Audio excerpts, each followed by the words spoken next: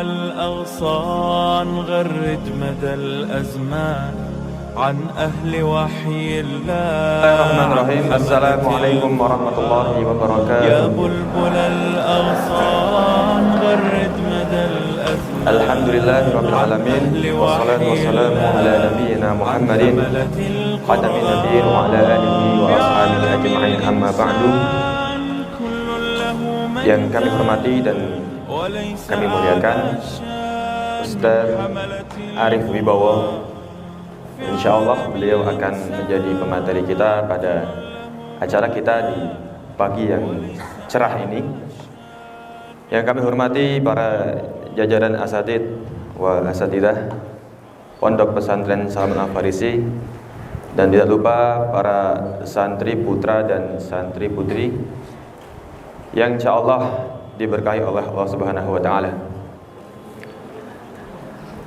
Pertama-tama marilah kita panjatkan puji syukur kita kehadirat Allah Subhanahu wa taala yang masih melimpahkan rahmatnya kepada kita semua, masih melimpahkan banyak sekali nikmat sehingga pada kesempatan pagi yang cerah ini kita masih bisa berkumpul di tempat yang insyaallah diberkahi Allah Subhanahu wa taala. Tak lupa salawat dan salam kita haturkan kepada junjungan kita Nabiullah Muhammad sallallahu alaihi wasallam, suri tauladan, manusia terbaik yang kita nantikan syafaat beliau pada hari kiamat nanti. Para hadirin santri putra dan santri putri yang dirahmati Allah Subhanahu wa taala, insyaallah pada acara pagi yang cerah ini kita kedatangan seorang tamu spesial. Perkenalkan dulu, beliau adalah Ustadz Arif Wibowo.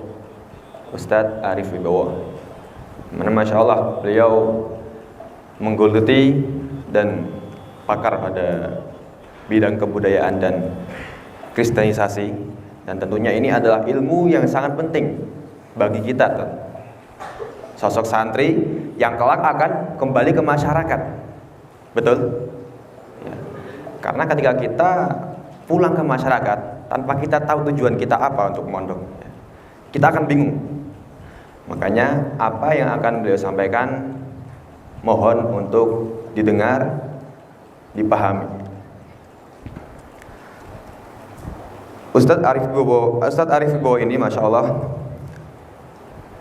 beliau dari Porjo, ya, lahir di Porjo dan sekarang tinggal di Boyolali bersama keluarganya, yang mana dahulu menempuh pendidikan diantaranya di SD Negeri 1 Purwodadi Porjo, kemudian melanjutkan SMP-nya di SMP Negeri 1 di tempatnya sama, dilanjutkan di SMA Negeri 1 Purworejo, lalu beliau melanjutkan sekolah tinggi di Universitas 11 Maret Fakultas Pertanian jurusan Ekonomi, kemudian mengambil magister beliau di Universitas Muhammadiyah Surakarta. Dan beliau juga memiliki beberapa pengalaman organisasi.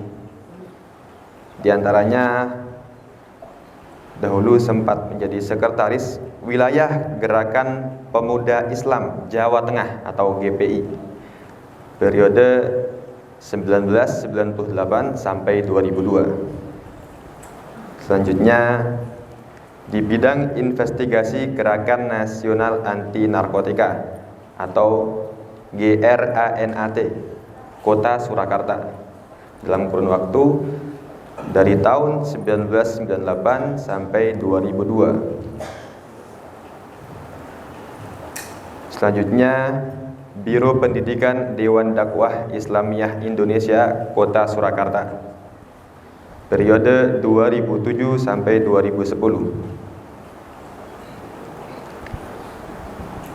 Kemudian pendamping kelompok tani organik Tani Agung Boyolali 2005 sampai sekarang.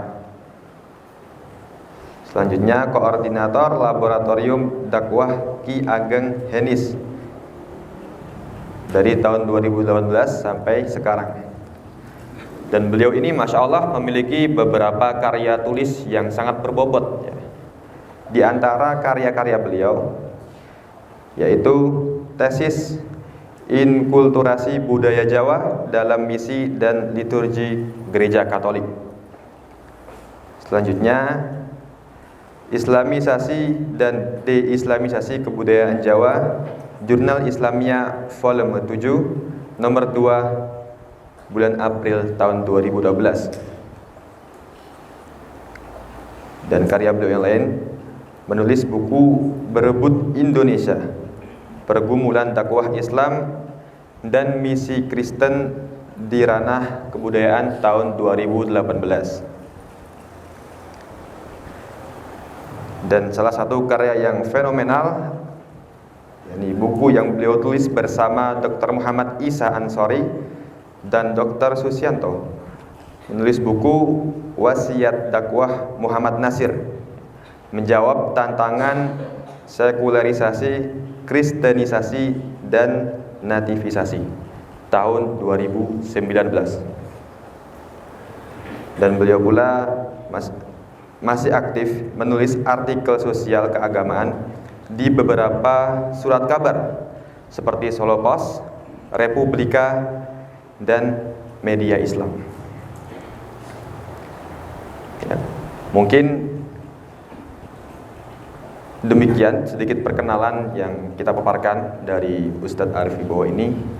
Untuk selanjutnya kami harap kepada beliau Ustadz Arif Wibowo untuk bisa menyampaikan ilmu kepada para santri semua, sehingga ilmu ini bisa bermanfaat, tentunya bisa diamalkan dan disebarluaskan kepada masyarakat secara umum. Langsung saja kepada Ustadz Arif Wibowo, waktu dan tempat kami persilahkan. Alhamdulillahirrabbilalamin, wassalatu wassalamu ala asyrofil mursalin wa ala alihi washabihi ajmain, amma ba'du. Alhamdulillah, pada pagi hari ini kita dipertemukan dalam sebuah majelis yang insyaallah dimuliakan Allah, dalam sebuah majelis keilmuan. Materi yang dimintakan saya adalah tentang peran santri dalam kehidupan bangsa gitu ya. Jadi nanti kita akan mencoba membahas sebetulnya peran santri itu apa saja ya. Bentar.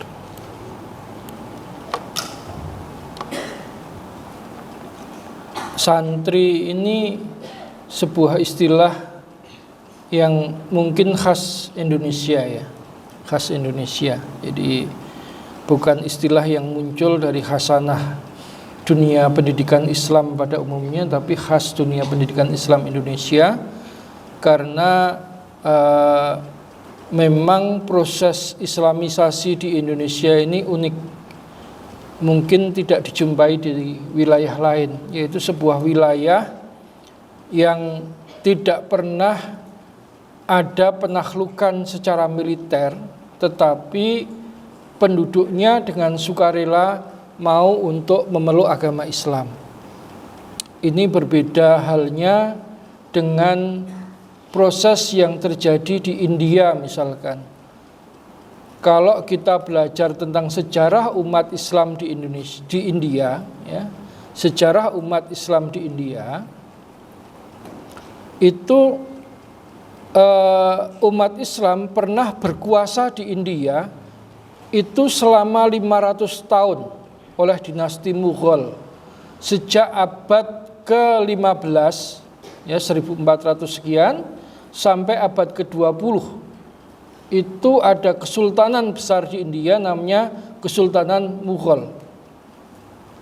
Tetapi uniknya, meskipun India itu diperintah selama 500 tahun oleh penguasa muslim, penduduknya yang mau beralih ke agama Islam itu hanya sekitar 20%. Jadi sampai sekarang umat Islam di India itu masih merupakan umat yang minoritas. meskipun 500 tahun mereka menjadi penguasa politik.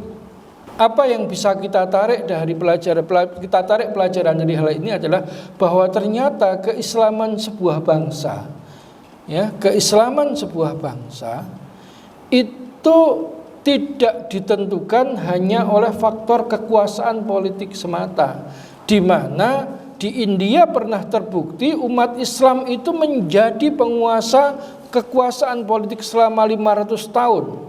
Tetapi penduduk India itu hanya 20% yang mau pindah ke agama Islam. Ini penting bagi kita untuk melihat, memperluas wacana dakwah kita, bukan hanya sekedar wacana politik. Seringkali ketika kita berbicara tentang sejarah Islam, ya kan, tentang sejarah Islam, kita bicaranya itu tentang sejarah politik, betul enggak? Coba kalau saya mau tanya, sejarah Islamisasi di Jawa itu sejak kapan? Bayangannya mesti sejak munculnya kerajaan Islam Demak. Ingat, sebelum Demak seolah-olah Islam belum ada.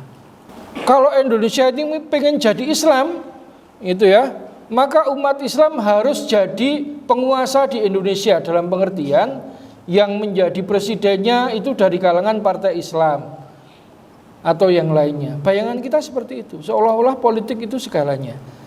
Padahal di dalam agama ini seringkali, kalau kata Pak Kunto Wijoyo, realitas politik itu kadang-kadang bertentangan dengan realitas keagamaan. Ketika keagamaan itu dalam posisi yang jatuh, politik itu dalam posisi yang jatuh, bisa jadi keagamaannya itu malah meningkat.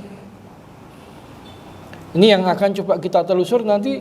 Lalu sebetulnya apa sih yang menyebabkan orang Islam, orang Indonesia itu akhirnya mau memeluk Islam, dan kemudian sumbangan apa saja yang diberikan oleh umat Islam kepada bangsa yang bernama Indonesia ini.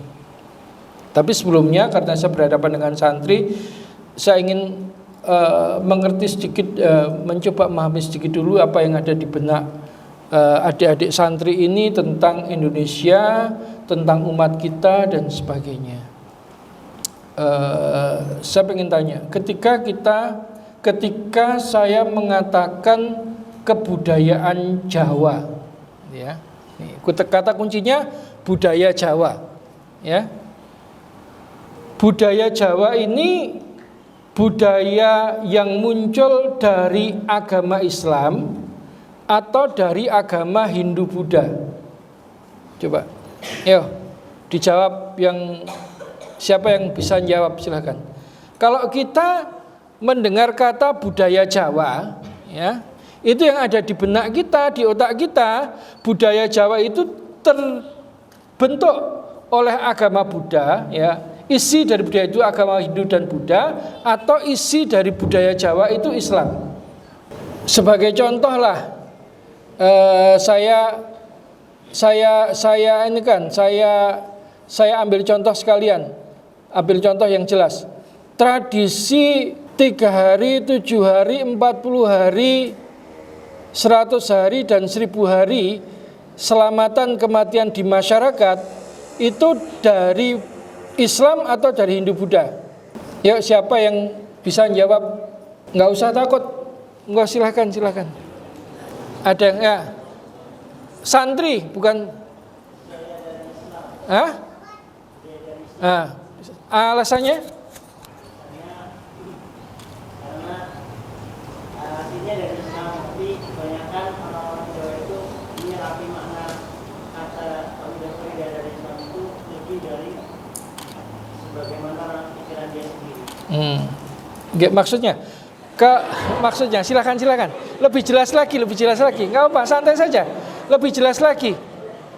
Ya. Gimana? Dari Islam asalnya gimana? Kenapa dia dari budaya dari Islam? Karena sejatinya memang di dalam Islam itu sendiri itu mungkin penjelasan ayat dan Qur'annya ada, akan tetapi orang-orang masyarakat dari adat Jawa itu menyerapi dari makna ayat tersebut itu. Dia cara menyerapinya. Berarti yang dari Islam maknanya saja. Kalau yang 7 harinya, 40 harinya, 100 harinya, 1000 harinya?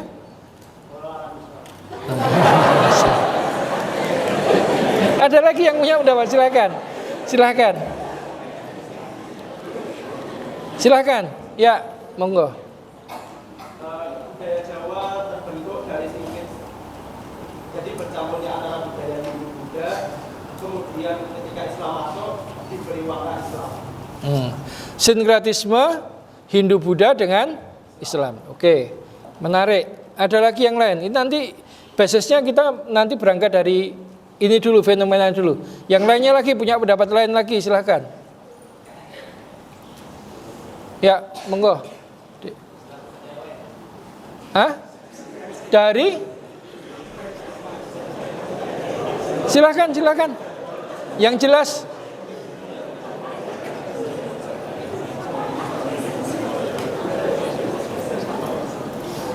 Silakan yang jelas.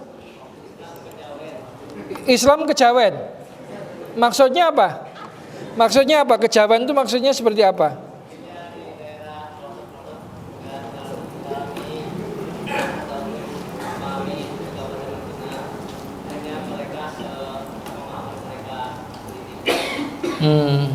Oke, ya betul. Dah. Baik.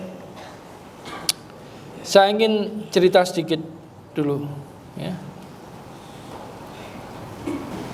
Nah, ini biar lebih jelas gambarnya. Nah, kalau kayak gini nih dari mana nih?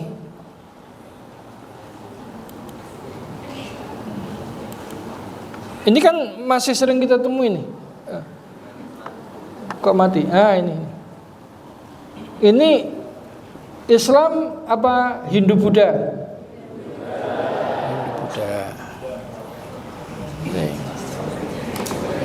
Ini Islam apa Hindu Buddha?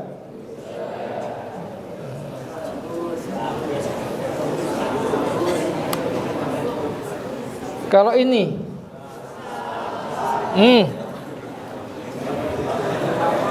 ini mungkin agak kurang jelas ya karena pakai whiteboard ya.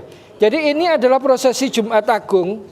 Prosesi Jumat Agung itu prosesi kalau orang mau Natalan itu kan biasanya ada prosesi Jumat Agung mengenang kematian Yesus. Jadi umat Kristen itu biasanya itu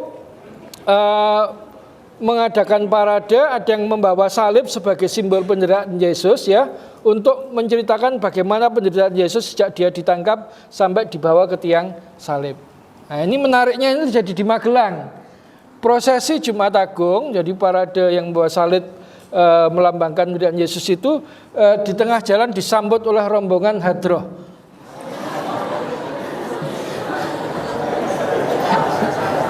Loh, ini potret umat kita ya.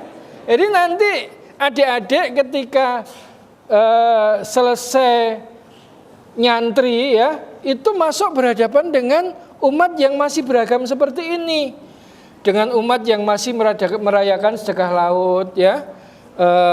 Ada yang tadi mencoba saking tolerannya, kemudian mereka berpartisipasi aktif dalam kegiatan ritual agama lain. Nah, ini pentingnya bagi kita untuk mengkaji sejarah sebetulnya bagaimana sih proses islamisasi yang terjadi di Indonesia, yang terjadi di masyarakat kita, sehingga sampai sekarang masih kita jumpai fenomena-fenomena seperti ini. Dan yang paling penting adalah bagaimana nanti cara kita ketika berhadapan ya dengan fenomena-fenomena seperti itu, karena cara menghadapinya berbeda. Misalkan beberapa waktu yang lalu di Keraton Jogja ya, ketika akan diadakan sedekah laut ya, kemudian beberapa teman kita yang muslim, kelompok Islam tidak setuju. Akhirnya kemudian malam hari ketika perangkat bersedekah laut itu sudah disiapkan, esok harinya mau diadakan sedekah laut di pantai selatan, beberapa kelompok muslim yang tidak setuju datang kemudian menghancurkan peralatan sedekah laut tersebut. Tidak diketahui siapa yang melakukan penghancuran itu.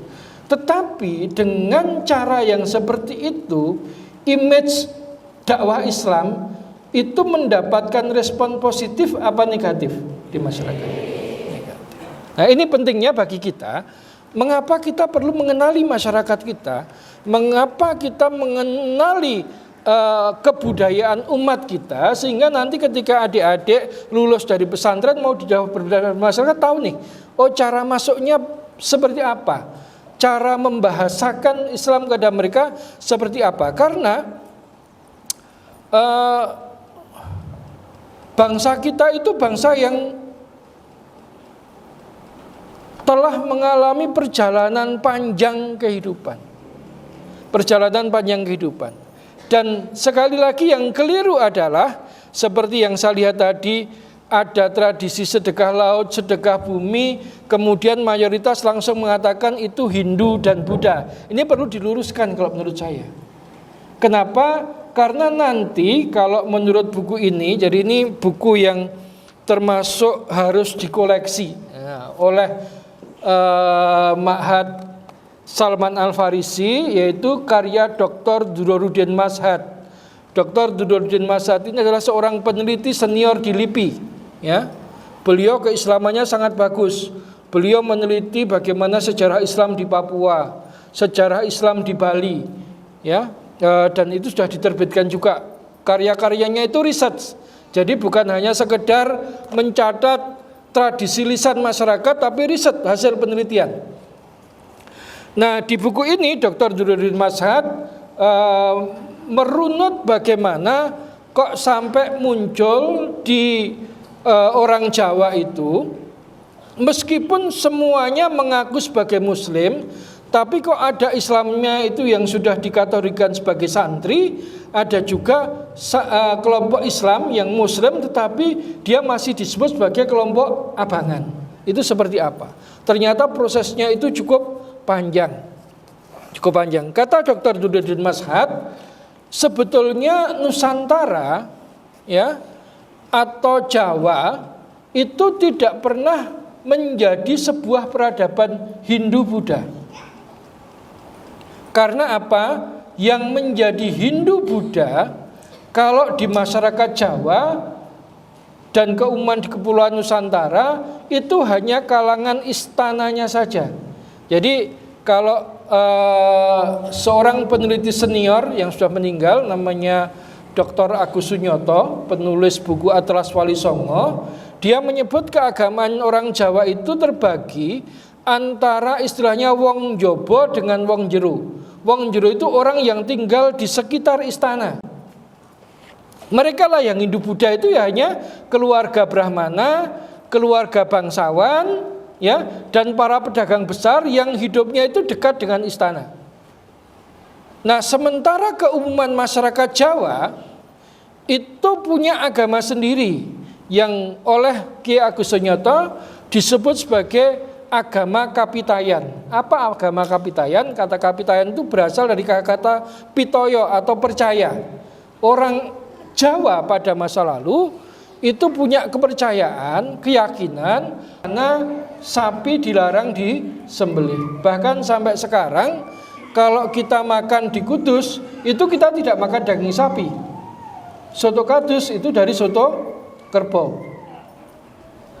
Tetapi yang saya tanyakan, kalau memang benar bahwa pengaruh Hindu-Buddha itu kuat dengan ditunjukkan bahwa di Kudus ada larangan menyembelih sapi, itu kalau di daerah lain ada tidak larangan menyembelih sapi? Di Solo ada enggak larangan menyembelih sapi? Di Karanganyar, di Purworejo tidak ada. Di Wonosobo, di Kebumen tidak ada.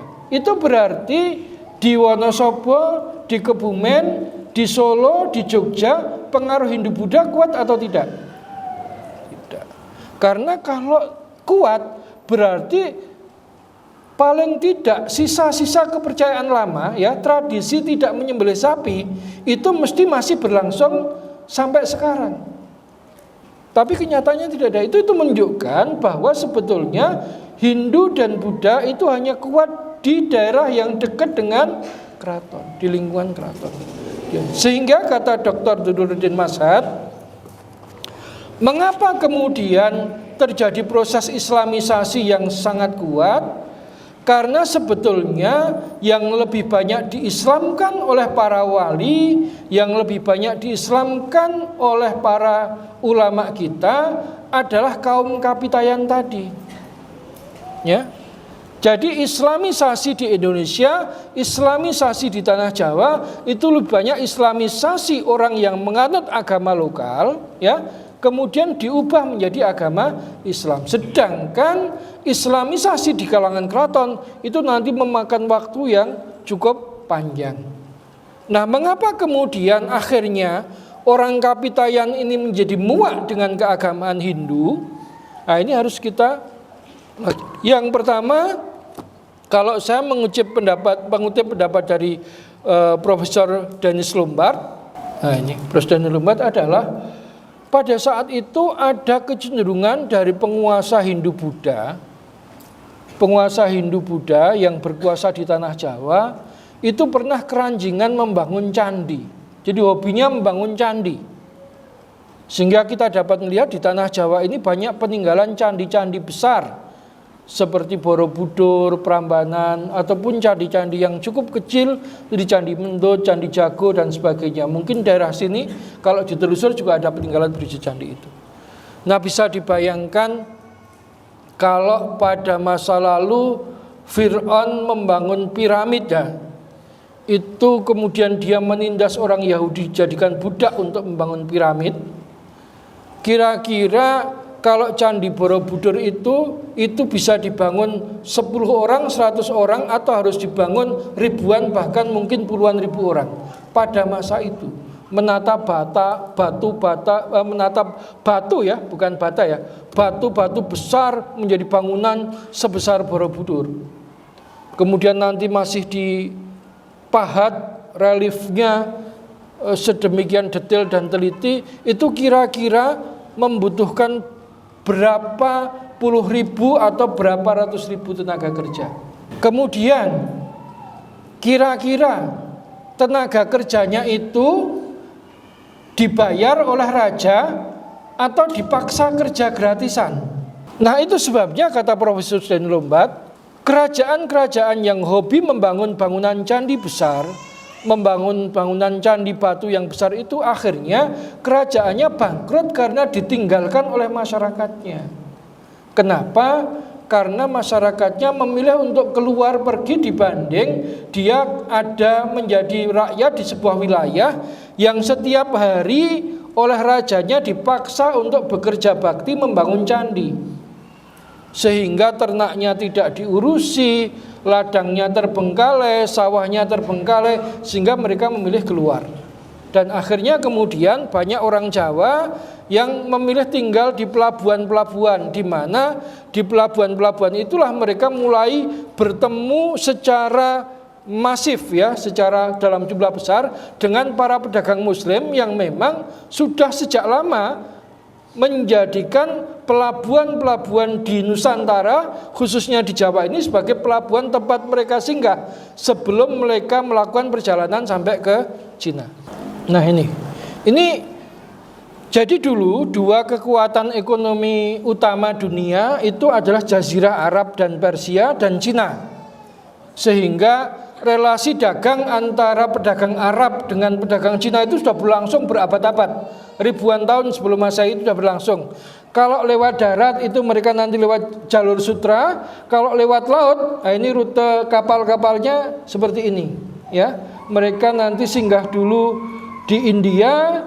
Dari India nanti singgah di pelabuhan-pelabuhan yang ada di Sumatera, di Jawa, di Kalimantan, Sulawesi, di Malaka, dan kemudian melangsungkan perjalanan panjang lagi sampai ke Cina untuk berdagang. Sehingga memang antara abad ke-5 Masehi ya sampai abad ke-10 Masehi, tahun 500 sampai 1000 Masehi, itu Indonesia itu merupakan jalur utama perdagangan laut antara Persia, Cina dengan Persia Arab dengan Cina timbal balik. Pedagang Cina kalau mau ke Arab lewat Indonesia, pedagang Arab kalau mau ke Cina itu juga lewat Indonesia. Itu sebabnya kalau kita perhatikan nanti pengaruh bahasa yang sangat kuat ya di bahasa Indonesia itu berasal dari bahasa Arab, bahasa Persia dan bahasa Cina. Itu pengaruhnya cukup kuat. Nah, sehingga tadi ketika kemudian orang-orang yang pergi dari pusat-pusat kerajaan yang hobinya membangun candi tadi, mereka kemudian tinggal daerah-daerah pelabuhan. Mereka menjadi sudah terbiasa berkomunikasi, berdialog dengan para pedagang Arab, Cina, Persia dan sebagainya. Itu awal. Akhirnya kemudian agama Islam yang banyak dianut oleh para pedagang. Jadi para pedagang dulu, pedagang Cina dulu itu juga mayoritasnya itu pedagang dari kanton Cina Muslim. Jadi ada sebuah penelitian tentang orang-orang Cina pada masa Majapahit. Ternyata orang-orang Cina yang tinggal di Indonesia pada masa Majapahit itu hampir semuanya merupakan Cina Muslim. Hanya saja madhab mereka nanti madhab Hanafi bukan Syafi'i. Nah, ini tentu menarik. Kalau sekarang di Indonesia kok orang Cina identik dengan Kristen, ya kan? Kalau kita ketemu teman Cina kan kalau agamanya tidak Kristen, Buddha atau Konghucu. Yang Islam kan sedikit sekali. Nah, ini tentu harus menjadi proses evaluasi. Mengapa pada masa Majapahit dulu orang Cina yang ada di Majapahit itu kok bisa dipastikan dia Muslim? Sementara kok sekarang tidak. Ini ada kesalahan sejarah apa? Ini pentingnya kita nanti belajar sejarah. Mulai terjadi pertemuan yang sangat intens. Nanti ditambah lagi kemudian ketika Hindu-Buddha ini mengalami kejatuhan moral di kalangan para politisinya akibat perkembangan sebuah sekte Hindu-Buddha yang menyimpang. Sekte Hindu-Buddha yang ekstrim namanya Buddha Shiva Bhairava Tantra. Nah, apa salah satu ciri dari agama Buddha Shiva Bhairava Tantra ini? Ini adalah agama yang dekat dengan sihir. Ya. Jadi istilahnya tradisi mereka itu dekat dengan mantra-mantra pemujaan, ada nanti juga tumbal ya pada saat pemujaannya. Yang kemudian ditujukan untuk kepentingan-kepentingan awalnya gitu ya, awalnya itu orang Hindu-Buddha itu diyakini kalau dia meninggal dia tidak langsung ke akhirat atau nirwana ya, dilihat dulu kalau dia belum layak ke nirwana maka dia reinkarnasi menjelma menjadi makhluk yang lain lagi gitu ya, sampai akhirnya dia dipandang di pantas, akhirnya dia nanti baru masuk ke nirwana, sehingga ada lingkaran kesengsaraan samsara di dunia ini. Nah, tujuan ritual Bhairava Tantra ini memotong ritus itu, ya memotong siklus itu supaya ketika orang mati bisa langsung masuk ke nirwana. Caranya seperti apa? Yaitu dengan cara mereka melakukan sebuah tindakan-tindakan yang dalam tanda kutip itu dilarang agama, sampai akhirnya mereka jengah dengan kejahatan itu dan akhirnya dia nanti bisa dalam posisi mandito atau mensucikan diri. Tingkatan tertingginya nanti kalau dia itu bisa mokso itu bagaimana bisa masuk ke nirwana tanpa melalui proses kematian. Nah, ritualnya seperti apa? Ini diungkapkan oleh Profesor Rashidi. Mohon maaf, ini di komputernya kok hang. Sementara kalau digerakkan di sini bisa. Tadi di komputernya tidak bisa. Ya. Ini misalkan upacara yang terkenal, upacara Molimo, ya, upacara Molimo. Upacara Matsya makan ikan gembung beracun. Ya, kemudian manuyo minum darah dan makan daging gadis yang jadikan kurban, madyo minum minuman keras sampai mabuk, mutro menari sampai ekstase, dan maituno ritual seks massal di sebuah lapangan yang bernama Sitra. Jadi ini adalah ritual para petinggi. Ini yang melakukan ritual bukan orang-orang sembarangan, tapi para petinggi, para bangsawan. dengan tujuan setelah melakukan ritual ini mereka bersemedi dan mereka mendapatkan kesaktian. Kalau Karang Pandan ini dekat dengan jejaknya, makanya saya tadi usul ini candi yang di dekat Karang Pandan. Ada yang pernah ke sana? Candi Sukuh. Ini candi peninggalan akhir Majapahit. Makanya saya tadi usul ke Pak Ustadznya, kalau bisa ada kuliah lapangan ya, langsung ke Candi Sukuh. Nanti yang pinter tentang sejarah Jawa itu Dr. Susianto. Nanti dijelaskan langsung di tempat itu, insya Allah anunya kuat kesannya kuat dan menjadi pemancing ya untuk belajar lebih lanjut tentang budaya Jawa. Ada satu lagi ritus yang tidak kalah mengerikannya bagi orang Jawa, yaitu ritus kematian. Ya, pada masa lalu kalau ada bangsawan yang meninggal, ya, itu dia dibakar dalam upacara yang disebut sebagai upacara ngaben. Ya, upacara ngaben. Sekarang di Bali juga masih berlangsung ya. Tapi pada masa lalu itu yang dibakar bukan hanya saja yang meninggal. Kalau ada seorang suami meninggal, maka untuk membuktikan kesetiaan istri pada suami, maka nanti pada saat mayat sang suami itu dibakar, maka istrinya juga harus ikut dibakar hidup-hidup bersama jenazah sang suami. Namanya upacara sati. Ya. Ini mengambil contoh dari perjalanan hidup Dewi Satyawati. Nanti dicari dalam sejarah kultur Hindu. Nah, ada seorang peneliti asal Korea namanya Profesor Koh Yung Hun. Beliau menuliskan Islam di Indonesia ini bergerak mendapatkan simpati dari masyarakat Jawa ketika Hindu dan Buddha saat itu terjatuh pada degradasi moral, terutama dengan upacara bakar mayat ini. Karena kemudian upacara sati ini yang terbesar dalam catatan Profesor Koh Yung Hun itu ada di Blambangan. Pada saat raja terbesar Blambangan, Tawang Alun, ya, itu meninggal karena dia seorang raja, maka ikut dibakar bersama dengan jenazah sang raja, dibakar hidup-hidup loh ya. Itu ke 471 istrinya.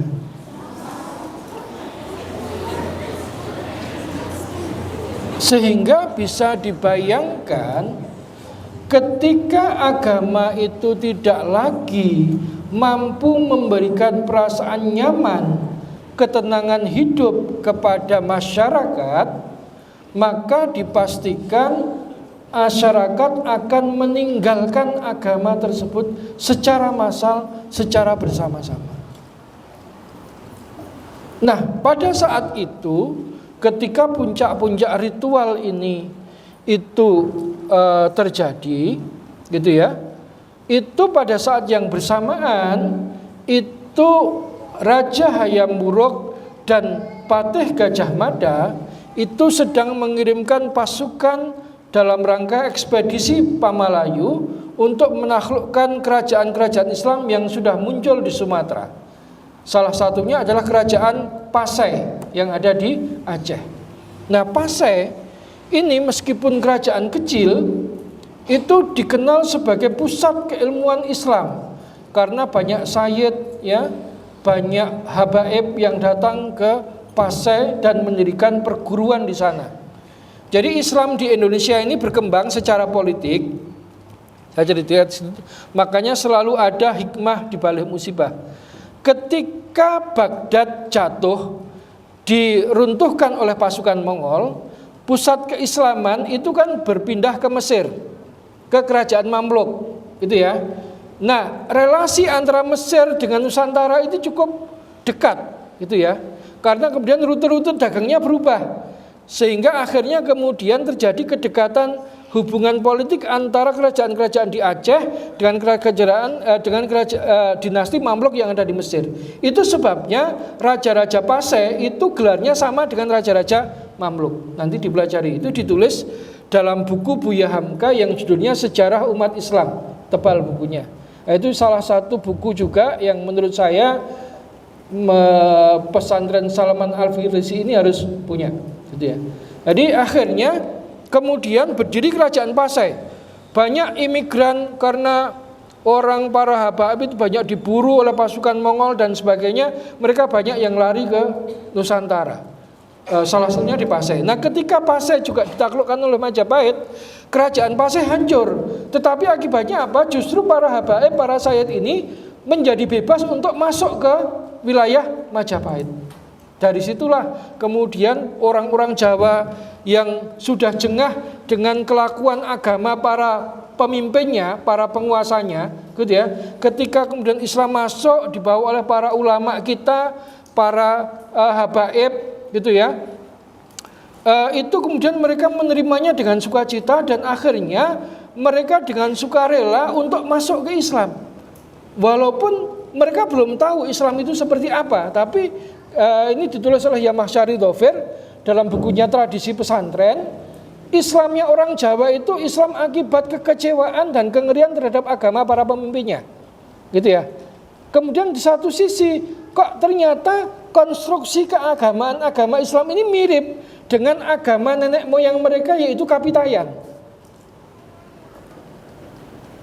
Akhirnya dari situlah proses Islamisasi orang Kapitayan dalam jumlah besar yang makin lama makin membesar, sehingga proses Islamisasi orang Jawa ini mendahului proses Islamisasi kerajaan. Jadi masyarakatnya dulu yang Islam, baru kerajaannya akhirnya menjadi kerajaan Islam. Apa yang kemudian dilakukan oleh para ulama ini menarik. Para ulama kita itu bertugas untuk membentuk manusia-manusia unggul. Ya. Ini agak susah. Sebentar saya ini udah bisa lagi kan.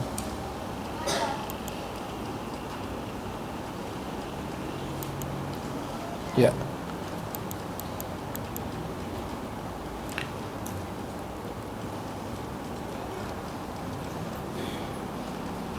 Ntar saya anukan dulu ya. Membentuk manusia-manusia unggul sambil jalan. Nggak apa-apa, saya perbaiki. Ini kok. Ya.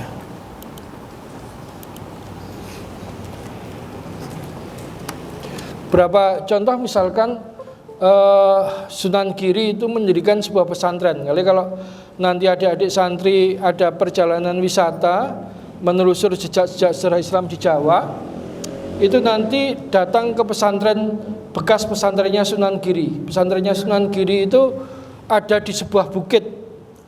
Pesantrennya di atas bukit itu. Pesantrennya di atas bukit, kemudian santri-santrinya itu kalau untuk keperluan mandi dan sebagainya, mereka harus mengambil air di bawah, gitu ya. Jadi untuk bisa mandi, bisa sholat, itu para santri harus mengambil air di bawah.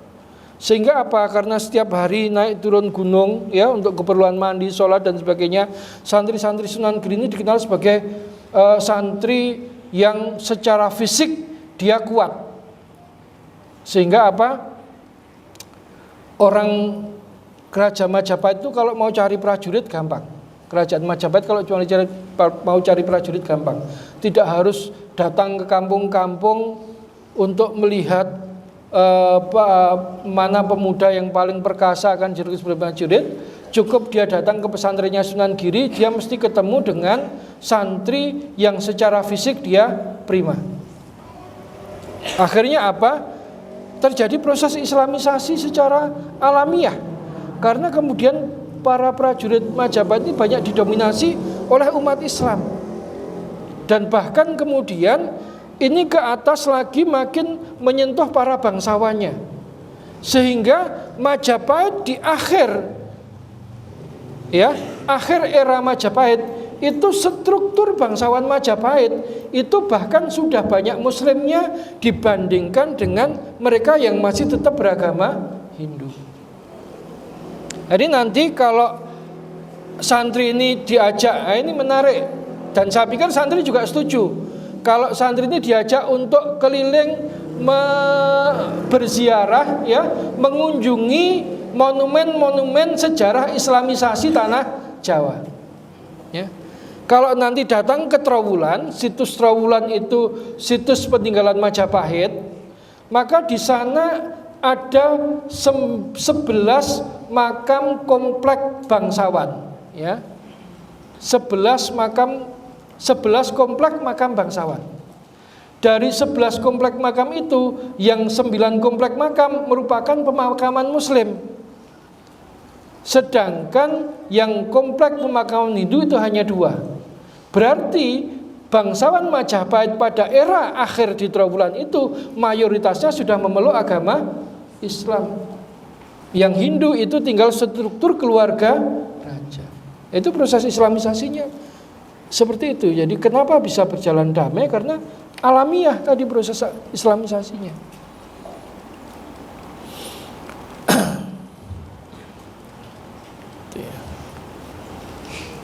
Nah, santri di sini, ini kalau menurut teorinya RTNB, peran santri di sini, dia sebagai creative minority yang bertugas untuk mengubah masyarakat. Jadi masyarakat kita itu sebetulnya itu lebih banyak masyarakat yang terima jadi.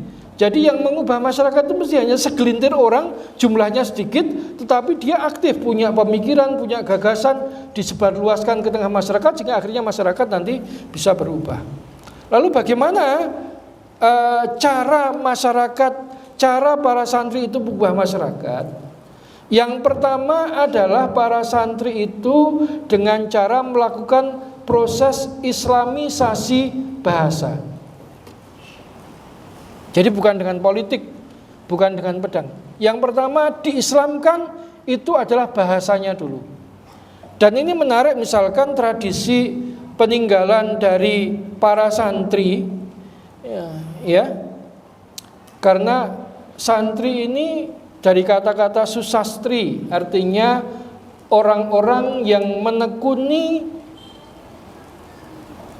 pelajaran keagamaan, ya, orang-orang yang menekuni pelajaran agama. Atau juga dari kata cantrik. Cantrik itu adalah bagaimana orang awam dia itu mengikut kepada seorang brahmana, itu ya. Jadi dia mendapatkan pelajaran agama dan juga mengabdi kepada brahmana tersebut. Jadi bukan hanya sekedar belajar seperti di sekolah, tapi mengabdi. Makanya kalau tradisi pesantren pada masa lalu kan santri itu bukan hanya sekedar murid, tetapi nanti kebutuhan Pak Kiainya apa, diminta bantuan apa. Bahkan dulu yang membangun pondok bukan kontraktor. Kalau pesantren-pesantren dulu yang membangun pondok ya santrinya itu, yang mendirikan bangunannya santrinya itu. Itu karena dari tradisi cantrik tadi. Ya. Nah, apa bedanya agama Islam dengan agama Hindu dan Buddha adalah yang pertama pada tradisi literasi atau tradisi baca tulis, di mana dalam agama Hindu atau Buddha yang boleh membaca dan menulis dan mendengarkan pelajaran keagamaan itu hanya para brahmana dan para ksatria. Jadi orang awam tidak boleh. Orang awam itu nanti manut saja kepada para brahmana dan ksatria. Makanya nanti Hindu dan Buddha di kalangan orang awam itu pengaruhnya hanya pada masalah seni dan budaya, tapi bukan pada masalah falsafah hidup. Makanya di kampung-kampung yang bahkan keislamannya itu masih sangat tipis, ya, belum terjamah dakwah, kita tidak pernah menjumpai ada orang Jawa yang menyembah dewa-dewa Hindu. Coba di lereng-lereng Lawu, di lereng Merapi mesti ada. Masih dewa di desa-desa yang asli yang belum tersentuh dakwah, ya, yang masih agama, tidak ada orang yang menyembah dewa Wisnu, dewa Shiva, Krishna dan sebagainya, tidak ada. Tetapi mereka mesti memberikan sesajen kepada tadi, sesajen kepada yang nunggu sungai, ya, kepada penunggu hutan, karena struktur agamanya kapten tadi. Nah, bedanya dengan Islam, kalau di Islam baca tulis itu menjadi kewajiban bagi siapapun yang memeluk agama Islam. Tidak peduli dia raja, tidak perlu dia pendeta, dia tidak peduli orang awam, dia harus bisa baca tulis. Minimal dia harus bisa hafal surat-surat, teks-teks agama yang berkaitan dengan kewajiban keagamaannya. Sehingga salah satu yang membedakan, utama yang membedakan antara keagamaan Hindu dan Buddha dengan keagamaan Islam di masyarakat adalah budaya baca tulis yang tadinya milik elit, itu kemudian menjadi budaya yang dimiliki oleh semua lapisan masyarakat. Sehingga salah satu metode dakwah yang utama yang dilakukan para ulama kita adalah mengenalkan budaya baca tulis kepada masyarakat. Nah, ini dua peninggalan. Ini menunjukkan bagaimana kalau yang dari batu ini namanya batu bersurat Trengganu, ini sudah ditulis dengan menggunakan huruf Arab Jawi. Huruf Arab Jawi itu adalah huruf Arab yang dimodifikasi sehingga dia bisa menuliskan bahasa Melayu. Kalau yang di sini sampingnya yang ditulis di atas deluwang, deluwang itu adalah kertas yang dibuat oleh masyarakat kita dari pohon, dari jerami, ya, dari jerami yang sehingga menghasilkan kertas yang berkualitas tinggi. Ini usia kertasnya bisa ratusan tahun. Kalau pegon, kalau bedanya dengan Arab Jawi, kalau pegan itu huruf Arab yang dimodifikasi, yang digunakan untuk menuliskan bahasa Jawa. Nah, kalau huruf Arab Jawi digunakan untuk menulis huruf Arab Melayu. Jadi dulu istilah Jawi itu tidak merujuk kepada Pulau Jawa. Apa ini?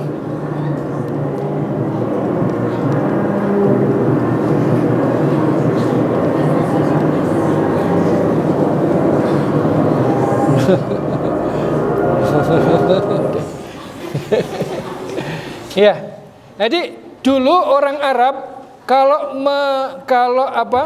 kalau merujuk Nusantara secara keseluruhan, kepulauan Nusantara disebut sebagai Jazirah Jawi. Ya. Jadi orang Jawi itu maksudnya orang Melayu, ya orang Malaysia, orang Patani, orang Campa, ya orang Indonesia disebut semuanya bangsa Jawi. Jadi bukan hanya bangsa Jawa, gitu ya. Bangsa Jawi itu meliputi semuanya. Nah, kalau dilihat pada tahun 1374 berarti ditulis pada masa ketika Raja Hayam Wuruk masih berkuasa. Ya. Raja Hayam Wuruk masih berkuasa dan patihnya masih Patih Gajah Mada. Nah, itu menunjukkan bagaimana budaya literasi. Kalau ini kisah tentang biografi ringkas Nabi Muhammad lah, ibaratnya kisah tentang Nabi. Sehingga kata Dr. Abdul Hadi WM, pintu masuk dari Islamisasi di Kepulauan Melayu adalah kemampuan para ulama untuk menuliskan keislaman menjadi berbagai macam karya sastra yang dipahami oleh orang banyak. Jadi sejak dulu itu antara orang yang berangkat pengajian sama orang yang nonton wayang itu mesti banyak yang nonton wayang.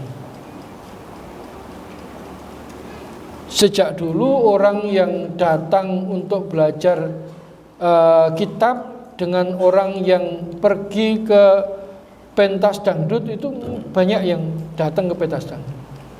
Jadi para ulama kemudian tidak membentur-benturkan hal itu, tetapi adalah bagaimana mereka mengisi, ya, sudut-sudut yang selama ini tidak dijamah oleh agamawan menjadi berisi petuah-petuah keagamaan itu di semua lini. Jadi nanti kalau kita belajar sejarah tentang wayang misalkan, ya, itu ada perbedaan antara kisah-kisah Mahabharata yang ada di India dengan kisah-kisah Mahabharata yang ada di Jawa. Misalkan kalau di India yang namanya Drupadi, ya, Drupadi, putri Drupadi itu suaminya 5. Pandawa itu semua suaminya, gitu ya. Jadi ya mulai dari Yudhistira, Bima, Arjuna, Nakula, Sadewa, semuanya merupakan suami dari Drupadi. Tapi ketika nanti di Jawa itu oleh para ulama kita diolah, akhirnya Drupadi hanya menjadi istri dari Yudhistira. Gitu ya. Itu proses Islamisasi diubah.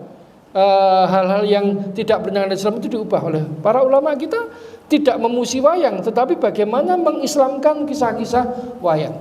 Sampai akhirnya para ulama kita juga menciptakan tokoh-tokoh yang itu bisa menunjukkan bahwa sebetulnya dewa-dewa itu tidak ampuh. Karena nanti pada wayang Jawa dikenal Arjuna itu mempunyai anak, saya lupa namanya, yang nanti anaknya Arjuna ini kalau dia marah dia bisa terbang datang ke kayangan dan ngobrak-abrik dewa. Dewa kalah sama dia.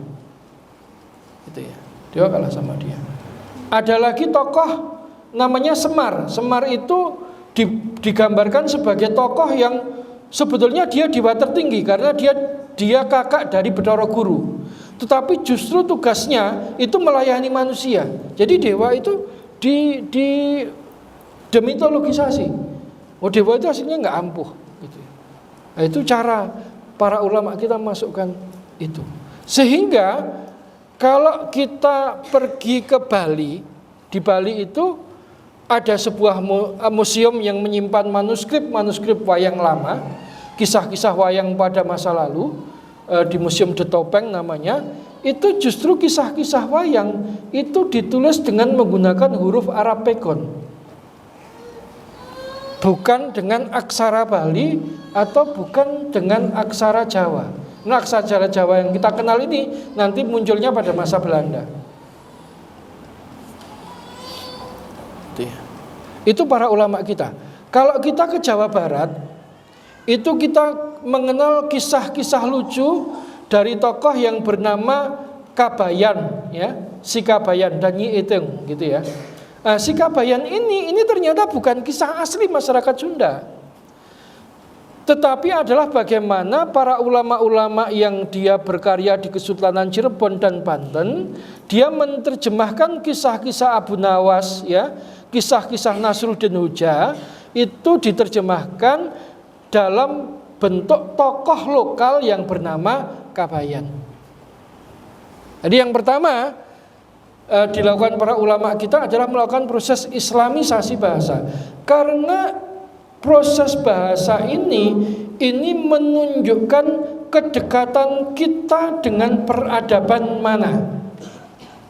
Sebagai contoh misalkan, bahwa pikiran kita sudah dijajah oleh peradaban barat. Saya ambil contoh. Coba kalau kita mengambil file dari internet, ya, itu kan setidaknya ada 2 pilihan kata yang disodorkan kepada kita. Ya. Yang pertama kalau dalam bahasa Indonesianya unduh. Ya. Mengunduh file, ya. Kalau bahasa Inggris mentahnya itu mendownload file. Nah, otak kita itu lebih dekat mana? Dengan unduh atau download? Berarti secara bahasa kita dijajah. Ya enggak? Kalau gini,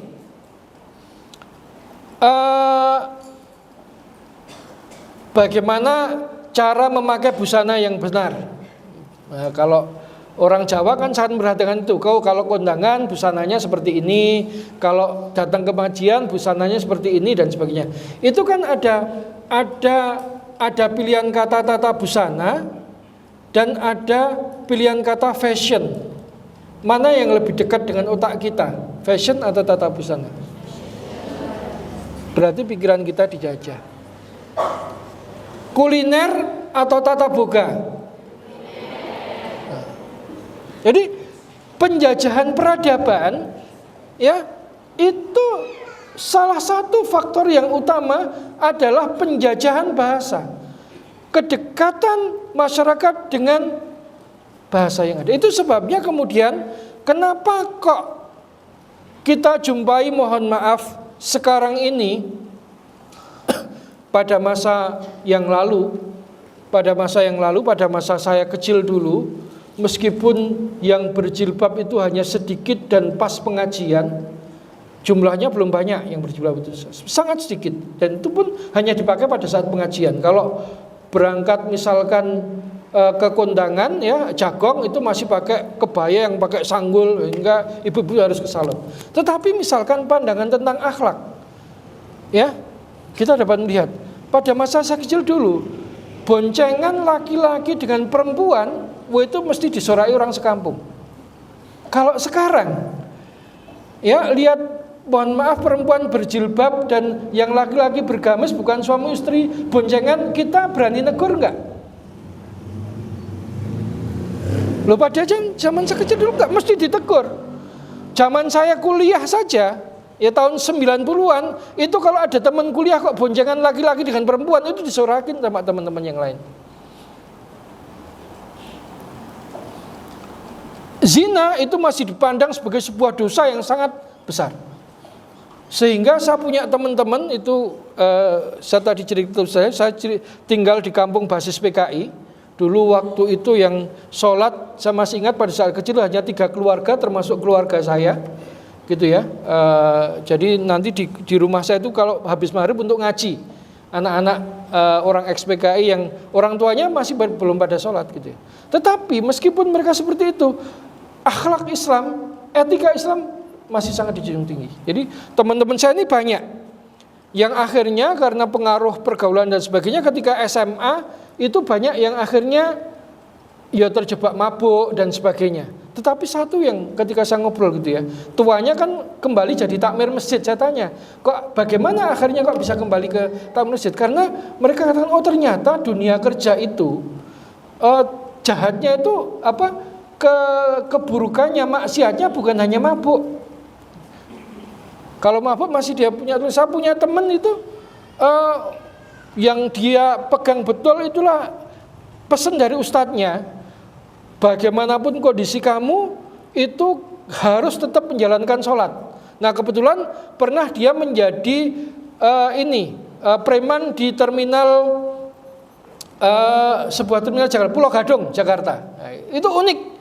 Jadi kalau mau diajak teman-temannya mabuk, dia sholat dulu. Karena kan sholat dalam kondisi mabuk kan nggak boleh ya. Jadi ya ingat betul pesan itu. Jadi kalau setelah asar ngumpul dengan temannya, sebentar saya sholat dulu gitu. Nanti masalahnya jam 5, jam 4, jam 5 udah pada minum bir gitu. Tapi dia sholat dulu. Dan kemudian dia nggak mau ketika diajak berzina.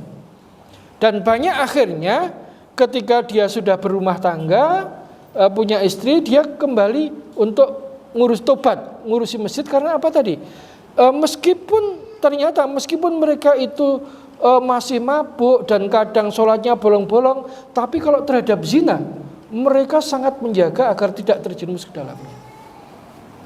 Jadi moralitas Islamnya sudah terbangun, gitu ya. Itu karena tadi para ulama kita itu masuk ke semua lini masyarakat, ya, dan termasuk sehingga akhirnya bisa masuk ke wilayah-wilayah yang selama ini tidak terbayangkan bahwa wilayah itu bisa dimasuki agama. Sebagai contoh misalkan, nanti kalau adik-adik belajar tentang budaya Jawa, itu mengenal adanya beberapa tipe tembang Jawa, beberapa genre tembang Jawa, ya. Jadi ada tembang namanya Mas Kumambang, Mijil, Sinom, Kinanti, Asmorondono, Gambuh, Dandanggulo, Durmo, Pangkur, Megatruh, dan Pucung. Ternyata penamaan nama-nama tembang ini bukan sembarangan. Karena kemudian ketika saya baca buku judulnya Saya, Jawa dan Islam, karya Kiai Muda Irfan Afifi. Ini menunjukkan adalah tembang-tembang itu dijadikan pengajaran bagi para ulama kita untuk mengenalkan siklus kehidupan dalam Islam.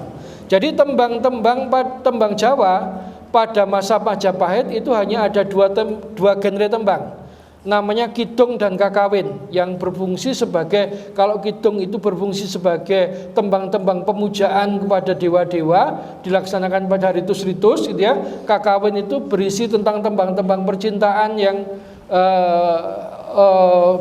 sebagai hiburan untuk masyarakat. Para ulama kita masuk dengan memberikan bentuk-bentuk tembang baru, yang filosofi tembang itu didasarkan pada filosofi inna lillahi wa inna ilaihi rajiun. Sesungguhnya semuanya itu berasal dari Allah dan akan kembali kepada Allah. Makanya nama tembangnya pertama disebut sebagai Mas Kumambang. Mas Kumambang itu bercerita tentang alam rahim, ya, manusia sebelum kelahirannya. Kemudian ada tembang Mijil. Tembang Mijil itu manusia pada saat kelahiran, disambut oleh kebahagiaan oleh orang tuanya dan tetangga-tetangganya. Nanti setelah tembang Mijil ada tembang Sinom. Tembang Sinom itu bercerita tentang bagaimana perjalanan anak muda mencari jati diri, penuh pemberontakan. Makanya dalam tembang Sinom itu dibarengi harus ada usia kinanti. Anak muda itu harus kinanti, itu artinya menggandeng. Anak muda itu harus dikawal ketat dengan syariat, karena kalau tidak dikawal ketat dengan syariat, biasanya penyimpangan, ya, jatuhnya kehidupan itu karena kesalahan dalam memanage anak muda ini. Makanya ada tembang kinanti.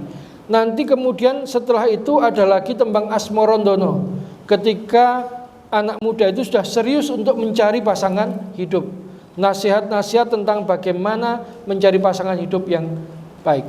Kemudian setelah itu ada tembang Gambuh. Gambuh itu menyatukan dua jiwa menjadi satu, laki-laki dengan perempuan. Kemudian nanti ada tembang Dandang Gulo. Tembang Dandang Gulo itu nasihat tentang pahit manisnya kehidupan. Jadi bukan hanya manisnya kehidupan, pahit manisnya kehidupan. Makanya tembang ini karena berisi nasihat itu merupakan tembang yang paling banyak dilakukan oleh orang-orang Jawa. Biasanya itu ditembangkan untuk anak-anaknya karena isinya nasihat-nasihat. Nanti ketika usia keluarga sudah mapan, itu ada tembang Durmo. Bagaimana keluarga yang mapan itu harus sudah tidak hanya ngurus internal keluarganya, dia harus keluar mendharma baktikan hidupnya untuk masyarakat. Setelah itu nanti ada tembang Pangkur. Kalau sudah masuk usia tua, usia pensiun, dia sudah harus memungkuri atau memunggungi keduniaan. Dia harus fokus kepada akhirat. Nanti setelah itu ada tembang Megatruh. Megatruh itu artinya menceraikan raga dengan ruh, nasihat-nasihat menjelang kematian. Dan kemudian nanti setelah kematian itu tembang Dolanan, Pucung, ya, bahwa orang hidup itu sebenarnya hanya permainan saja. Yang dibawa itu ya hanya kain kafan, pocongnya yang dibawa kita. Jadi ini bukan, kayak saya mengibaratkan yang dakwah ke Indonesia ini bukan hanya alumni aliyah gitu ya. Dia profesor-profesor yang dia menguasai ajaran-ajaran Islam dan juga sangat menguasai kultur Jawa. Sehingga yang dimaksudkan dengan mengislamkan masyarakat Jawa itu bukan memasukkan peradaban Arab Islam ke tanah Jawa, tetapi memang bagaimana mengolah peradaban Jawa ini supaya berubah menjadi peradaban Islam. Nah, ini yang seringkali terjadi. Kalau saat ini kan kemudian kita menampilkan Islam yang tidak ada cita rasa Jawanya, mohon maaf ya. Budaya-budaya dari Arab ya, yang sebenarnya bukan bagian agama, tapi budaya itu kita paksakan untuk masuk, gitu ya. Sehingga itu yang akan para ulama Sunan Kalijogo dan Sunan Bonang yang banyak mengurusi masalah seni itu, kalau gaya guyon saya itu tidak menggambuskan masyarakat, tetapi bagaimana mengubah tembang Jawa menjadi tembang-tembang yang di dalamnya itu nilai-nilai Islam. Jadi bisa dibayangkan tingkat literasi ulama kita memasukkan karya-karya tentang keislaman itu bagaimana sehingga dapat kita lihat hasilnya. Ini perbandingan generasi kita dengan generasi pada masa lalu. Pada masa lalu kita lihat adalah bahwa akhirnya huruf Arab Jawi itu menjadi satu-satunya huruf yang dipakai oleh masyarakat kita, baik di bidang perpolitikan, di bidang perdagangan, ataupun di bidang pendidikan. Orang taunya ya huruf Arab Jawi. Buku-buku karya sastra ditulis dengan menggunakan huruf Arab Jawi. Dan itu terjadi hampir di semua wilayah Melayu. Makanya Melayu yang memakai huruf Arab Jawi ini kan terbagi menjadi 7 negara sekarang ini. Indonesia, Malaysia, Singapura itu ada orang Melayunya. Kemudian Brunei, di Thailand ada di daerah Patani, itu juga bahasanya bahasa Melayu. Ini yang kemudian betul-betul hendak dipaksakan oleh orang pemerintah Thailand, bagaimana bahasa Melayu itu supaya dihapus. Itu banyak didatangkan ulama-ulama di sana tidak lagi boleh mengajar ngaji dengan bahasa Melayu, hanya boleh mengajar ngaji dengan bahasa Thai. Gitu ya. Kemudian di Kamboja ada Champa, ya, Champa itu juga bahasanya menggunakan bahasa Melayu. Ini menunjukkan ketika sebuah bahasa masyarakat, makanya ada istilah bahasa menunjukkan bangsa, ya. Bahasa itu sudah terislamkan dan menjadi bahasa masyarakat, maka di situ menunjukkan bangsa itu beragama apa, gitu ya. Bahasa menunjukkan bangsa, bahasa juga menunjukkan agama. Nah nanti kalau sebagian kecil wilayah Jawa itu sudah ada dwi aksara. Orang kalau keraton masih menggunakan aksara Jawa untuk menuliskan teks bahasanya, tapi orang kalau pesantren sudah menggunakan huruf Arab Pegon. Tapi ada banyak hal yang tidak diketahui oleh umat masyarakat, bahwa teks-teks keraton meskipun itu ditulis menggunakan huruf Arab Jawa, tetapi isinya itu tentang ajaran Islam. Ya. Jadi ada peneliti asal Amerika namanya Nancy Florida. Dia meneliti kurang lebih ada 500 teks keraton Jawa yang ada di Museum Radio Pustaka. Ternyata dari 500 teks Jawa itu mayoritasnya berisi tentang ajaran Islam, baik akidah, syariah, ataupun tasawuf dan kisah-kisah Islam. Yang tidak berisi tentang sejarah Islam itu hanya 17 teks. Jadi sangat minor, sangat sedikit. Tetapi nanti oleh Belanda yang diteliti itu hanya teks yang bukan beragama Islam tadi, ya, bukan teks Islam, dan kemudian ditampilkan seolah-olah seperti itulah sastra Jawa. Kita tidak bisa menjawab karena dari kita tidak tertarik untuk meneliti teks-teks karya-karya ulama kita yang ada di keraton. Sebagai contoh misalkan, saya pernah ke Museum Radio Pustaka. Waktu itu mengantar para santrinya, santri At-Taqwa dari pesantren milik Ustadz Adian Husaini dari Depok. Saya bawa ke Museum Radio Pustaka. Oleh yang jaga Museum Radio Pustaka itu ditunjukkan satu kitab berbahasa Jawa, berbahasa dan berhuruf Jawa. Namanya unik. Judul kitabnya itu Kitab Kadis Kawandoso. Kitab hadis 40. Isinya itu berisi hadis-hadis Rasulullah tentang tanda-tanda kiamat. Apa yang menarik dari teks tersebut adalah bahwa teks tersebut termasuk teks hadisnya, ya, termasuk teks hadisnya itu ditulis dengan menggunakan huruf Jawa. Teks Arabnya ditulis dengan menggunakan huruf Arab Jawa. Berarti pada masa ketika kitab itu ditulis, itu sudah ada pedoman penulisan bahasa Arab ke dalam bahasa Jawa. Ya enggak? Nah, jadi teks Arabnya, teks bahasa Arabnya itu juga ditulis dengan menggunakan Arab Jawa. Oleh karena itu huruf Jawa pada masa lalu, namanya huruf Jawa carangan, itu sudah bisa untuk menuliskan teks Arab. Jumlah hurufnya itu kurang lebih ada sekitar 52 huruf. Lah nanti oleh Belanda, huruf Jawa carangan diubah menjadi huruf Jawa yang baku menurut versi Belanda, hanya menyediakan 26 huruf. Lah ini kalau 26 huruf nanti sudah tidak banyak lagi bahasa Arab yang bisa ditulis dengan menggunakan huruf Jawa. Seperti misalkan teks bahasa, kalau huruf Arab Jawa yang versi Belanda kan tidak mengenal kata fa, hanya adanya po kan. Kalau menuliskan fa kan nggak bisa. Ya kan, ada banyaknya. D-nya juga cuma satu D, ya, wedi. Bahkan untuk menuliskan huruf Jawa saja, bahasa Jawa saja nggak bisa. Wedi dengan wedi itu beda jauh. Ini akibat tadi. Nah sayangnya sekali lagi kemudian para ulama menjadikan gapura itu sebagai petunjuk. Oh itu ada masjid di dalam gapura tersebut. Tetapi unsur agamanya kan sudah tidak dimasukkan. Gitulah. Ini perlunya kita untuk untuk membuat narasi tersendiri atas proses Islamisasi. Dan para ulama kita itu bukan sembarangan melakukan proses hal itu gitu. Dan itu. Jadi itu diserap. Ini kita dapat melihat misalkan ini simbol kerajaan Majapahit. Simbol kerajaan Majapahit terdiri dari 9 arah mata angin, yang dimana di tiap-tiap arah mata angin itu disebutkan dewa-dewa penjaga orang Jawa.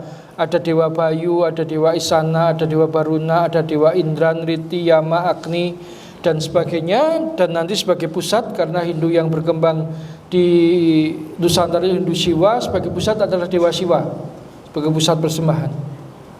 Nah nanti ketika kemudian Majapahit hancur, diganti menjadi Demak, nama dewa-dewa itu diubah menjadi istilah-istilah filsafat Islam tentang kehidupan. Ada zat, sifat, asma, ma'rifat, Adam, Muhammad, Allah, tauhid, dan nanti di sebagai inti itu zikir hu. Zikir hu itu kalau di kalangan sufi sangat kuat. Huwa maksudnya dia, itu untuk menunjukkan bagaimana pencarian seorang makhluk akan Tuhannya, gitu ya.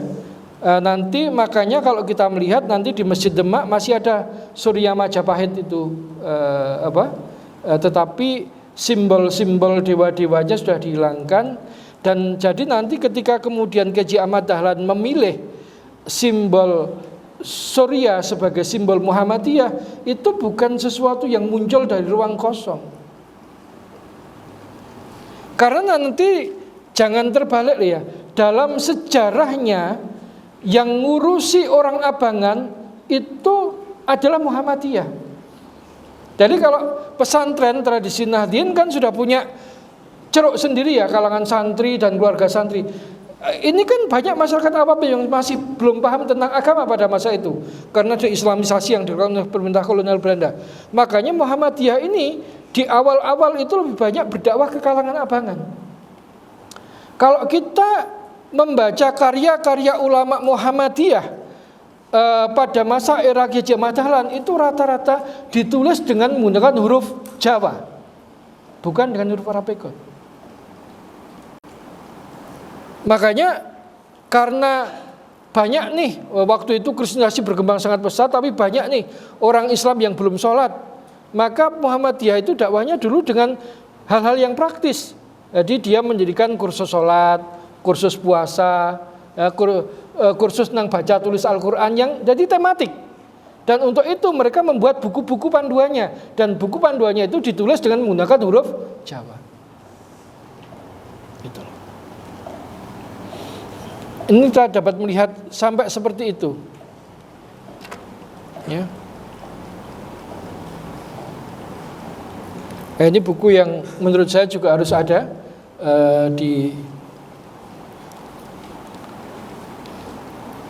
Sebentar, ada lagi yang lain. Ini. Bahkan ini para ulama kita itu detailnya sangat detail. Kata Allah, bahkan sampai sekarang itu kan kita jumpai orang Jawa yang masih kesulitan mengucapkan kata Allah itu kan masih dijumpai. Allah gitu. Karena kata Allah itu kan khas Arab ya. Khas Arab. Tidak dijumpai dalam bahasa. Itu sebabnya mengapa kemudian kalau kita perhatikan rumah-rumah kuno ya yang ada dinding semennya itu motifnya kebanyakan kan seperti ini. Motif waluh, motif labu. Ya. Karena kalau menurut para ulama kita kata waluh itu yang paling mendekatkan orang Jawa dengan kata Allah itu mirip ya, mirip untuk melatih. Bisa dibayangkan sampai seperti itu loh diurusi para ulama kita. Ya. Tatah sunggeng orang Jawa kalau yang di ini kalau rumah orang dulu itu kan mesti ada 4 tiang penyangga utama rumah ya kan, rumahnya model joglo itu kan. Itu kalau diperhatikan motif ukirannya itu mesti motif Muhammad. Sehingga apa? Setiap kehidupan orang Jawa itu terintegrasi dengan keislaman. Itu sebabnya kemudian kata Riegels ya, itu dari bangsa yang tidak mengenal Islam, akhirnya setelah dakwah para wali yang demikian concern mengurusi masalah budaya tadi, muncul kesadaran bagi orang Jawa, kesadaran baru bahwa menjadi orang Jawa itu berarti menjadi orang Islam. Namanya sintesis mistik Islam Jawa. Apa ciri sintesis mistik Islam Jawa itu? Ada 3 kata Riegels. Yang pertama adalah menjadi orang Jawa berarti menjadi orang yang beragama Islam. Kalau tidak beragama Islam berarti dia bukan orang Jawa. Itu pada masa lalu seperti itu, dan ini masih berlaku karena strategi ini juga dilangsungkan oleh ulama kita pada setiap dakwahnya. Makanya kalau kita misalkan sekarang ini mendengar, saya punya teman dari Aceh loh, gitu ya. Teman saya ini beragama Katolik. Itu telinga kita masih nolak enggak? Mosok sih ada orang Aceh kok agamanya Katolik. Oh itu Pak dosen asalnya Minangkabau, agamanya Buddha. Telinga kita masih nolak enggak? Masih. Bahkan orang Sunda itu masih identik dengan Islam. Nah pada masa lalu orang Jawa itu juga identik dengan Islam. Jadi ketika sekarang justru Jawa dihadap-hadapkan dengan Islam, berarti ada yang perlu dievaluasi enggak? Ini saya temukan justru malah di bukunya seorang pendeta, namanya Pendeta Jans Aritonang, judulnya Sejarah Perjumpaan Islam dan Kristen di Indonesia. Ini disertasi Pendeta Jans Aritonang. Dia menyebut pada masa lalu di Jawa itu ketika ada orang Jawa masuk Kristen, maka dia disebut sebagai wong Jawa ilang Jawani.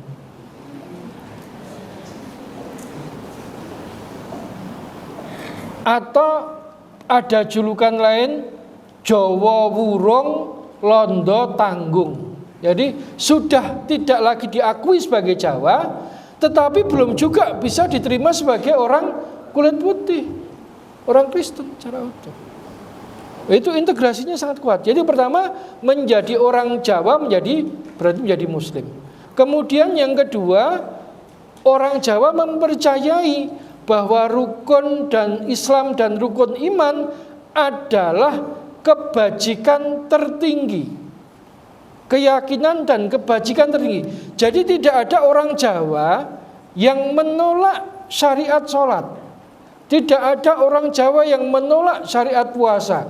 Makanya mereka kalau belum bisa menjalani disebut sebagai dereng lampai, belum menjalankan. Bukan tidak menjalankan. Kalau tidak berarti menolak. Belum.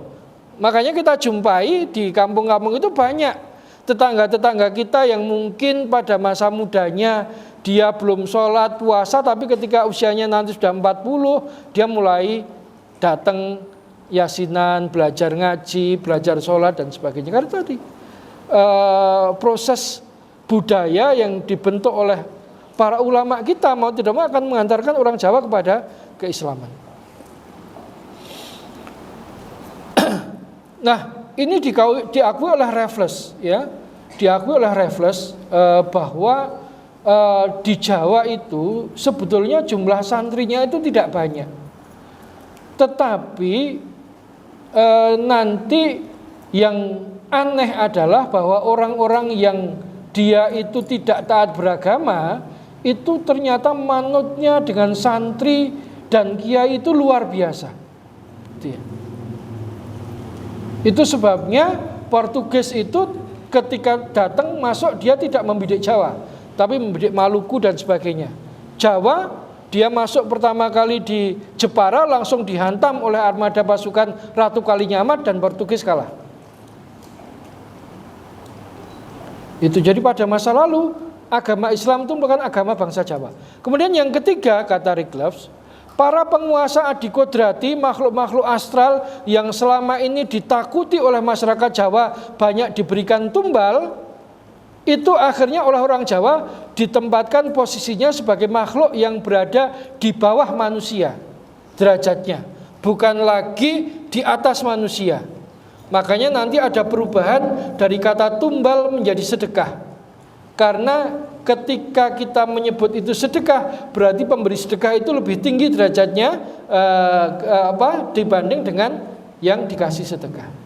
Makanya nanti kepada penunggu laut, penunggu gunung itu disebut sebagai sedekah laut, sedekah gunung. Kalau dulu tumbal, bukan sedekah, dan dulu tumbalnya berupa manusia. Ketika kemudian diislamkan, tumbalnya sudah berubah, tidak manusia tapi hanya kepala kerbau. Nah, ini harus kita pandang sebagai suatu bentuk budaya transisi loh ya. Yang tugas kita bukan menghukumi tradisi itu, tapi melanjutkan ini bagaimana sih kelanjutannya supaya Islamnya lebih penuh, lebih utuh. Karena kalau kepada orang yang saya tanya kepada orang yang memang betul menjalankan itu, dia menolak kalau katakan sesajen itu sebagai suatu permintaan kepada penunggu sungai, penunggu enggak. Sesajen itu adalah sebagai suatu bentuk sedekah kepada sesama makhluk Tuhan. Karena kalau dalam konsep mereka, konsep orang Jawa yang masih kejawaan itu, jadi saya tanya langsung, namanya Mbah Paimo. Mbah Paimo itu salah satu ketua masyarakat adat di Merapi, di Lencoh, yang di situ masih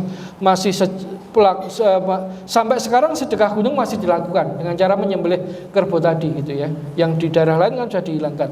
Dan dia bilang itu tidak memberikan sesajen untuk meminta. Kita sepodo-podo ya, sesama makhluk Tuhan. Karena kalau dalam konsepnya orang Jawa murni, kata dia, itu hidup itu konsepnya bebrayan ageng ya.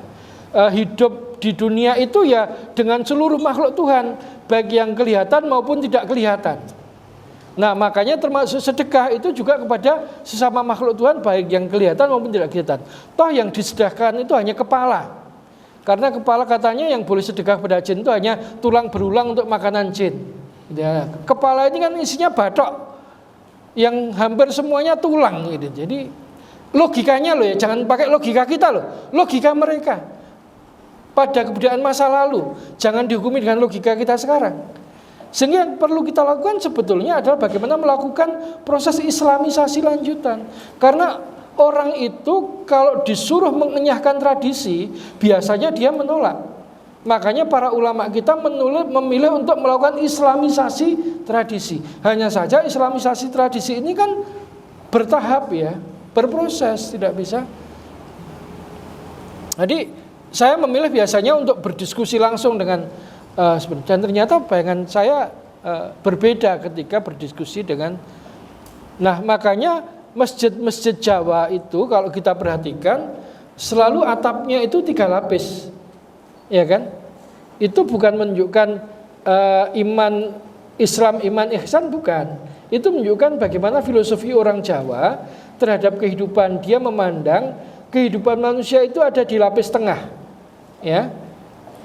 Yang lapis atap pertama itu menunjukkan kehidupan alam malakut, di mana tiada dosa, hanya taat kepada semua perintah Tuhan. Itu kehidupan yang derajatnya di atas kehidupan manusia.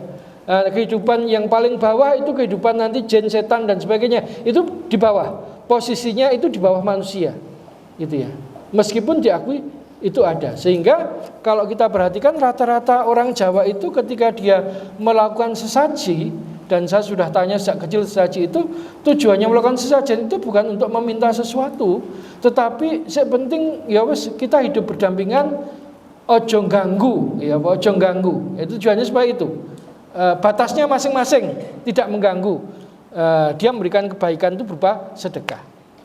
Ini tentu secara fikih itu masih kita perdebatkan. Tapi kalau kita perhatikan bahwa itu sebuah proses di mana sebelum Islam itu yang ada adalah penumbalan, ya, karena ketakutan terhadap alam adil kodrati yang jaga ini, dan tidak hanya itu, yang ditumbalkan itu manusia. Sudah berhasil diubah menjadi yang ditumbalkan hanya kerbau, yang ditanam itu hanya kepalanya dan dagingnya tetap dimakan loh. Karena mereka mengatakan itu tujuannya memang untuk dimakan bersama-sama sebagai suatu bentuk syukuran, selamatan. Orang Jawa kan paling senang syukuran, selamatan itu, gitu ya. Nah, selamatan jinib dikasih bagian kepala yang ada di tulang-tulang. Logikanya seperti itu. Ini hasil wawancara saya langsung, bukan saya menyimpulkan dari pendapat saya sendiri lah ya. Hasil wawancara saya dengan pelaku saja. Kita mungkin tidak setuju, tetapi yang perlu kita lakukan adalah bagaimana mengubah itu. Misalkan begini, ketika saya ajak ngobrol, bagaimana begini, kalau misalkan konsepnya itu bebrayan ageng, ya, kita hidup dengan alam yang kelihatan dan tidak kelihatan, toh kita juga diajarkan untuk beretika meskipun terhadap makhluk yang tidak kelihatan, dan kita dilarang untuk kencing di air yang tidak mengalir misalkan. Itu kan suatu bentuk adab kita. Semuanya itu makhluk Tuhan, gitu ya. Bukan karena kita takut, tapi kita memang mengakui eksistensinya, gitu ya. Mengakui eksistensinya, ada adab memang seperti itu, gitu loh. Bagaimana misalkan sedekah gunung ini kita ubah?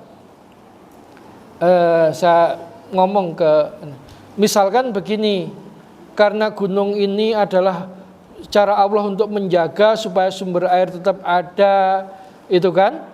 Kemudian ternak punya makanan. Bagaimana kalau sedekah gunung ini kita ubah menjadi gerakan misalkan reboisasi, ya. Jadi setahun sekali kita ngadakan acara sedekah gunung. Intinya apa? Menanam bibit-bibit pohon supaya gunung kembali hijau. Kemudian juga membersihkan gunung ini, karena para pendaki milenial ini kan rata-rata bawa sampah kalau naik gunung, ya. Di santri sedekah gunung dengan cara apa? Memunguti sampah gunung yang ada, menanami pohon-pohon yang ada, memberikan makanan bagi hewan-hewan yang ada di sana. Karena tradisi memberikan makanan kepada hewan itu ada hampir di setiap belahan dunia Islam ada. Misalkan tradisi memberi makanan burung yang ada di Turki, bahkan kalau di Turki itu tradisi memberikan makanan pada kucing, anjing dan sebagainya itu ada. Kita tinggal mengubah. Kalau tetap kita namakan sedekah gunung, tapi acaranya itu tidak lagi ada acara menanam kepala kerbau, tetapi acaranya dengan menanam pohon, memberikan makanan buat hewan dan sebagainya. Kira-kira, ya.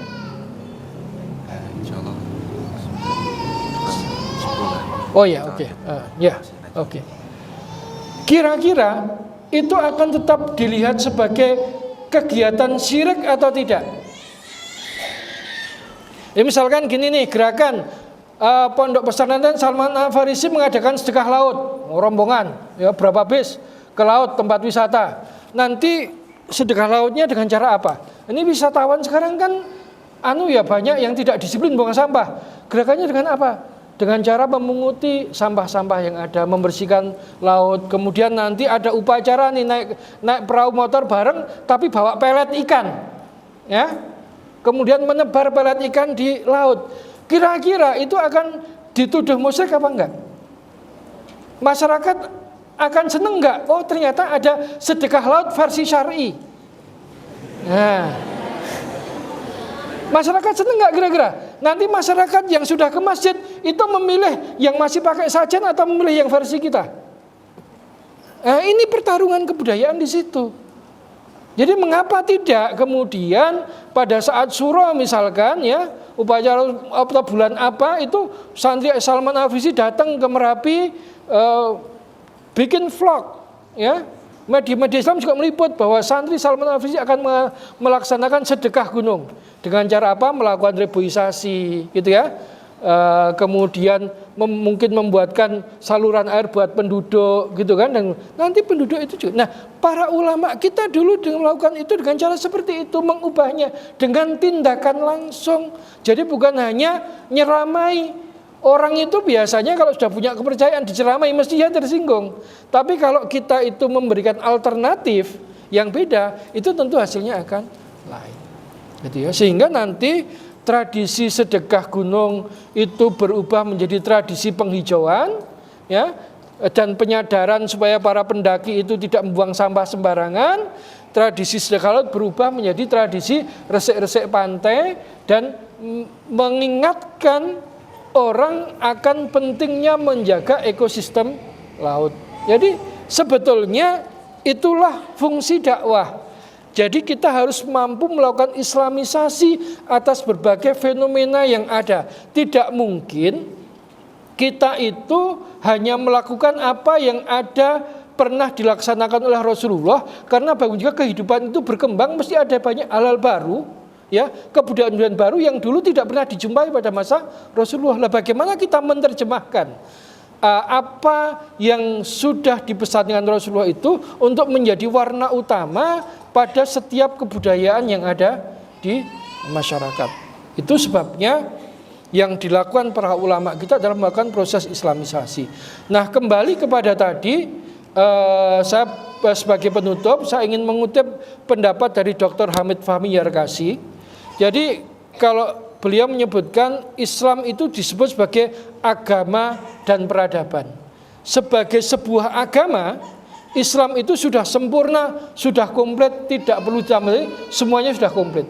Tetapi sebagai sebuah peradaban, itu sebagaimana organisme yang hidup. Peradaban itu butuh makan dan butuh minum. Ya. Tetapi dari peradaban-peradaban lain yang dia makan dan dia minum, itu tidak semuanya itu menjadi daging. Tidak semuanya diserap oleh tubuh.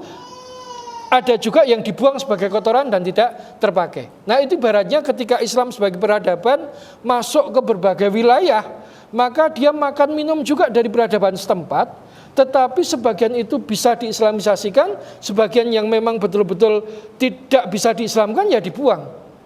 Itu sebabnya kalau saya mengatakan misalkan istilah yang selama ini ramai menjadi pro kontra di kalangan teman-teman santri, biasanya antara santri yang berhaluan modernis, salafi dengan teman-teman Nahdliyin, istilah Islam Nusantara. Kalau kita memaknai Islam Nusantara sebagai agama Islam Nusantara, itu tentu keliru. Ya, tidak bisa, karena Islam sebagai agama itu semua tempat sama. Tetapi ketika kita menyebut peradaban Islam Nusantara, itu sah. Karena meskipun agamanya sama, tapi manifestasi umat Islam di bidang kebudayaan, di bidang teknik kehidupan itu antara orang Indonesia dengan orang Mesir, dengan orang Turki berbeda-beda. Masing-masing punya kultur dan budayanya sendiri, meskipun semuanya itu bersumber dari ajaran Islam. Itu dari situlah saya yakin jika yang kita kembangkan sebagai suatu bentuk kecintaan kepada negeri ini adalah peradaban Islam Nusantara, jangan dipisah, ya. Peradaban Islam Nusantara, ya. Jadi bagaimana menampilkan keislaman yang khas, karena Nusantara tentu punya kultur sendiri, itu sah-sah saja. Karena kebudayaan itu banyak ruang-ruang yang memang ruang-ruang itu ruang-ruang mubah, bukan ruang-ruang ibadah, gitu ya. Nah, disitulah sebagaimana para ulama kita dulu memasukkan nilai-nilai agama dalam kebudayaan, bahkan dalam simbol, dalam batik, dalam wayang dan sebagainya harus kita pelajari lagi, sehingga jangan sampai karena kita seolah-olah ingin steril dari budaya, tetapi nanti justru kita mengalami split personality, kepribadian yang terbelah. Ketika kita mulazamah di hadapan ustadz kita sangat fasih menukil kitab-kitab Imam Syafi'i, Imam Hanafi, Imam Maliki, kemudian Imam Ahmad, dari ulama seperti Imam Ghazali, Ibnu Taimiyah. Tapi pada saat kita di sendirian, kita asik dengan membaca ulasan tentang wibu, tentang K-pop, tentang drakor dan sebagainya. Nah, ini malah mengalami namanya split personality. Makanya tadi saya sudah bincang-bincang, sudah saatnya pesantren ini juga memasukkan kurikulum tentang kesusastraan dan kebudayaan Jawa, sehingga kita tidak perlu menengok drakor, karena Buya Hamka sudah menyajikan tenggelamnya kapal Van der Wijk di bawah lindungan Ka'bah. Sehingga kalau bisa nanti santri itu juga menuliskan dramanya sendiri, ya, menuliskan naskah filmnya sendiri, menelurkan novelnya sendiri yang nanti sebagai bahan bacaan para santri generasi berikutnya, sehingga sebagaimana para wali dulu itu sudah berhasil mengislamkan hampir semua sektor kehidupan. Itu mungkin yang bisa saya sampaikan. Lebih enaknya lagi kalau kita diskusi. Monggo silahkan.